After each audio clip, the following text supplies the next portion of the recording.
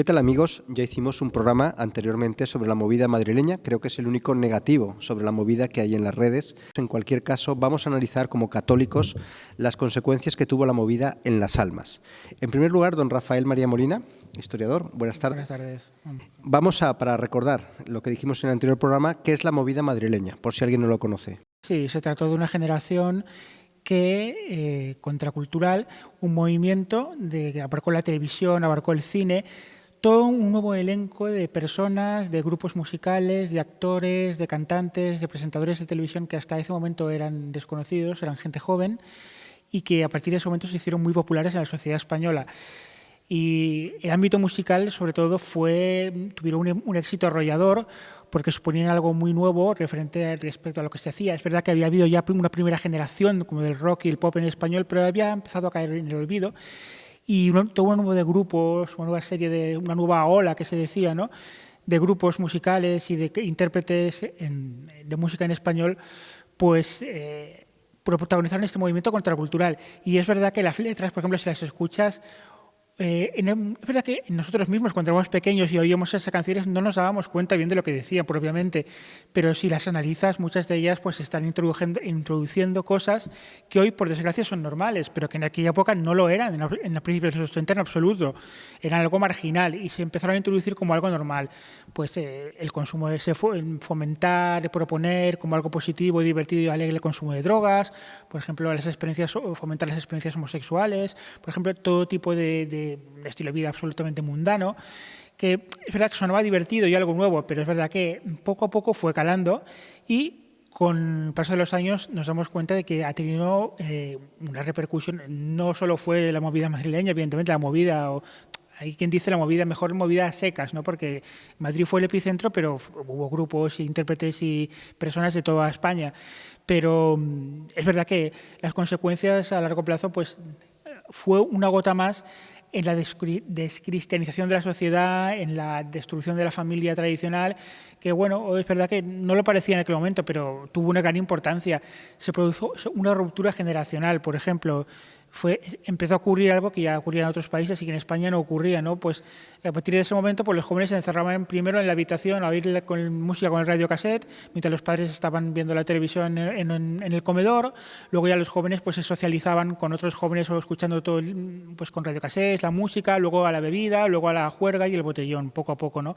Que pues quieras que no, todo esto pues fueron pequeñas gotas de arena, pero que al final fueron haciendo un gran daño moral. Don Rafael, no solo eso, ¿no? Porque antiguamente el lugar más habitual para conocer novia en la España católica podía ser en la misa, en la catequesis, en los grupos de acción católica. Esto era lo normal y hoy en día, bueno, a partir de ese momento fue en las discotecas, ¿no? Ya salió el concepto de salir de marcha, ya la gente pues salía a beber, pasaba toda la noche fuera y esto era algo que no se había visto en España y cambió las costumbres, ¿no? Las modas, todo, ¿no? Fue un cambio muy radical de la manera de ser. Esa España católica de buenas costumbres pues pasó a ser una España pues más condicionada por estas músicas, ¿no? Sí, así fue. Realmente ya a principios de los 80 no es que se produjera el cambio entonces, ¿no? Se había producido antes, ¿no? Lo que pasa es que se generalizó a partir de esa época. Pero es verdad que alguien ha dicho, y es cierto, que España dio un cambio absoluto en materia sociológica en apenas 10 años. Más o menos entre 1965 y 1975, los últimos 10 años del régimen de Franco, todavía con Franco vivo, ya supuso una auténtica revolución juvenil en muchos ámbitos, en muchos aspectos, que una vez ya instaurada la democracia, aún se potenció a la enésima potencia por la entrada de elementos que antes eran muy minoritarios, ¿no? Pues la droga se generaliza a principios de los 80 a un nivel estratosférico en España, ¿no?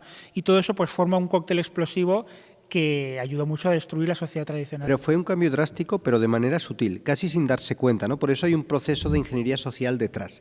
Entonces cambiaron la sociedad, la cosmovisión católica desapareció, se esfumó, se diluyó como un azucarillo y empezó a estar el espíritu del mundo. Pero esto, de una manera que nadie se escandalizó, fue poco a poco, la gente lo fue admitiendo, como llegan nuevos tiempos, llegan las nuevas modas y todo el mundo pues no pusieron resistencia.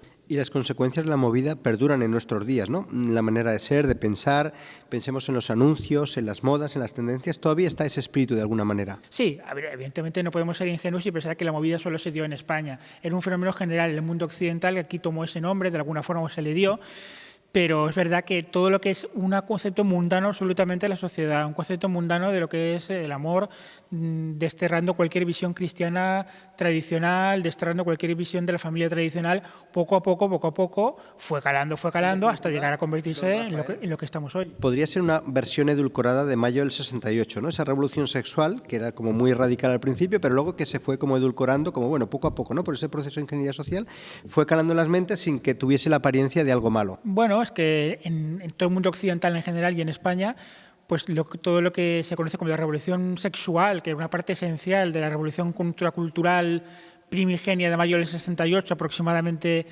originada en esas fechas, que promovía unos cuantos filósofos sesudos, profundamente antisociales, ¿no? Pues Marcuse, por ejemplo, y gente así.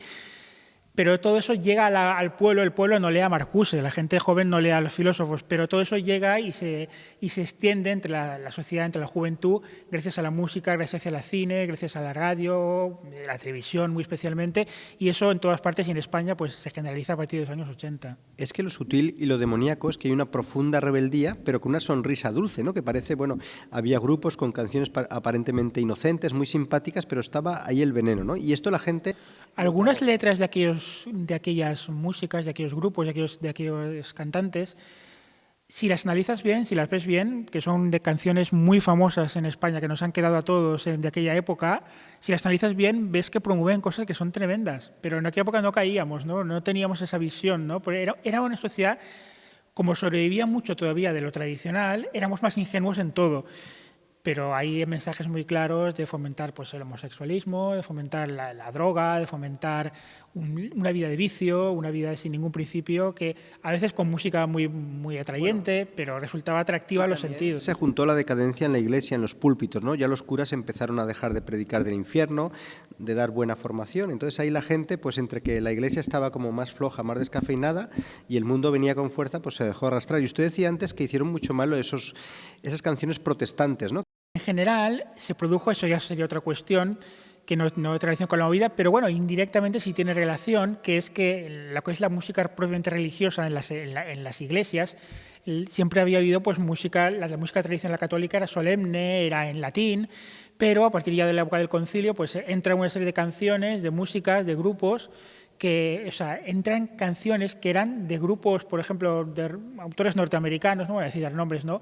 Pero que se han convertido, se les dio una letra religiosa y sin saberlo, la gente les estábamos cantando y las están cantando en las iglesias hoy en día. Y no tienen nada que ver ni con la cultura tradicional, ni siquiera eran católicas. Es un proceso de desacralización, ¿no? No solo está mal la movida en las discotecas que pervierte. Todo tuvo un origen, ¿no?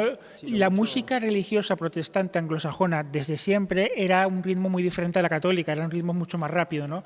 Y pues todo eso fue permeando lo que era en este caso las sociedades anglosajonas y acabó dando origen al pop y al rock, ¿no? Que todo eso se acabó trasladando al final, todo está vinculado y relacionado. Sin embargo, ahora hay una vuelta a los valores, ¿no? Los jóvenes les gusta la liturgia tradicional, parece que esto va a cambiar, ¿no? Bueno, hay semillas para la esperanza, eso sí, no es un fenómeno mayoritario, pero hay semillas para la esperanza para el futuro. Hay grupos que, hombre, sí, en el contexto de la sociedad somos minoritarios o son minoritarios, bueno, yo no me incluyo ya como joven, evidentemente, pero sí, hay motivos para la esperanza, pero es verdad, no nos engañemos que el mundo es muy adverso, estamos en un mundo en el que el 85%, 90% de la sociedad o de la gente tiene una visión completamente mundana, especialmente la juventud. Claro, pero por ejemplo, esa gente se fue, y ya vamos a acabar, esa gente se fue acostumbrando a ese tipo de canciones aparentemente inocentes, pero que tenían esa malicia anticristiana dentro, y bueno, por eso aceptan hoy en día el reggaetón. Si en aquel momento se hubiesen negado estas canciones, no lo aceptarían. Por eso decía antes yo que la revolución se va radicalizando y destruyendo a sí misma. También fue, ya acabamos, un proceso en España con la venida del turismo, con la descristianización,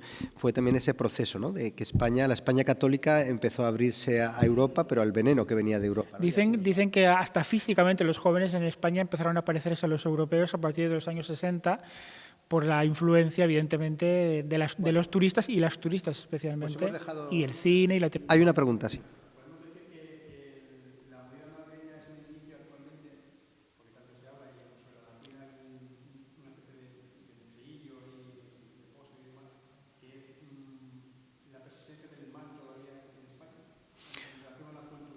Sí, porque todos los, iba a decir los valores, los contravalores de la movida son los que hoy han triunfado y los que vemos por todas partes y los que promueven los poderes públicos. Lo que en un principio podía parecer rupturista en aquella época, hoy es la oficialidad. Hoy lo rupturista es lo contrarrevolucionario. Hoy lo realmente revolucionario, ya es que es un contrasentido, es lo contrarrevolucionario, porque los contravalores de la movida pues hoy son los dominantes. El amor libre, el mundanismo absoluto, entendido como el amor es sexo momentáneo, es la ruptura de la familia tradicional destruida o humillada. Sí, porque hoy en día ya, bueno, es un fenómeno más complejo, ¿no?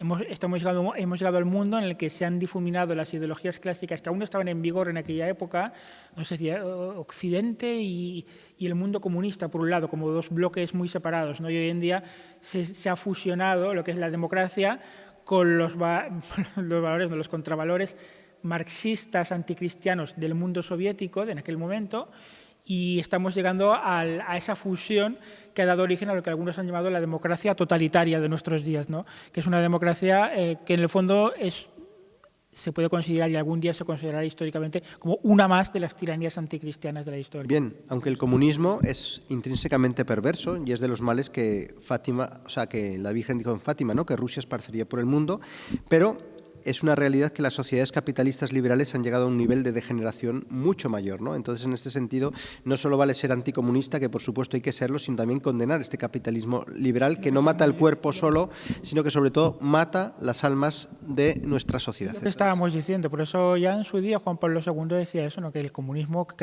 contribuyó a su caída, pero no era para que triunfara el capitalismo, sino para que triunfara un mundo católico tradicional que no ha venido en ningún momento, sino que lo que hemos tenido es un capitalismo dominante que ahora además ha fusionado sus ideas políticas, como decíamos, su sistema político, con el materialismo anticristiano marxista. Pues si os parece, con las intervenciones de Carlos ya ponemos punto final. Han estado muy interesantes las preguntas también de Carlos.